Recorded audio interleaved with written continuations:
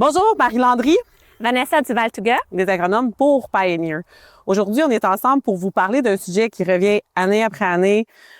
Est-ce que c'est le bon moment pour semer?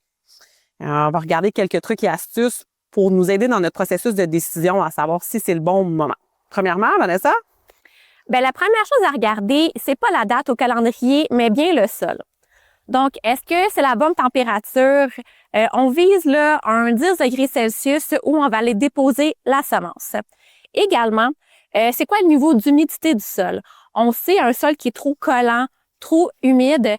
Quand on fait nos semis dans ces conditions-là, ça peut engendrer là, des problèmes qu'on va voir là, pendant toute la saison. Marie, Oui. selon toi, là, c'est quoi l'erreur qui revient le plus souvent quand on arrive pour semer?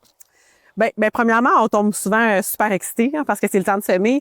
Mais l'erreur qui est la plus fréquente, c'est que on pense que nos réglages sont adéquats, puis on oublie de sortir pour aller évaluer notre profondeur de semis. Fait que la première chose à faire, considérant qu'il y a beaucoup de variations dans le champ potentiellement qui va créer des levées inégales, donc des profondeurs de semis variables qui vont créer des levées inégales, bien, c'est de sortir de son tracteur, creuser puis évaluer notre profondeur de semis et la réajuster si nécessaire, selon le type de sol puis l'environnement dans lequel on est.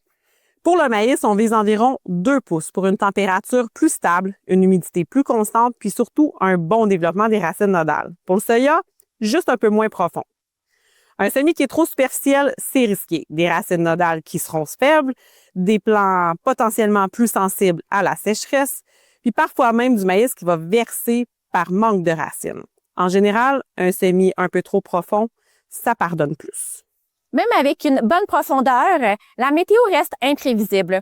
Des hybrides qui sont plus tolérants au stress à la levée et qui ont une bonne protection au niveau de la semence, ça l'aide à maintenir un meilleur peuplement, à réduire les pertes quand la levée est lente, puis à limiter également les problèmes de maladies en sol froid et humide. Bref, tout ce qui accélère et uniformise la levée, ça va nous aider à protéger notre rendement.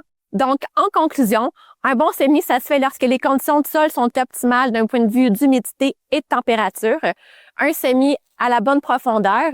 Puis, on prend également d'aller valider nos ajustements du planteur pour s'assurer qu'on sème toujours à la bonne profondeur. Un petit 5 minutes bien investi au printemps peut valoir très cher à la récolte. Sur ce, bon printemps! Bon printemps!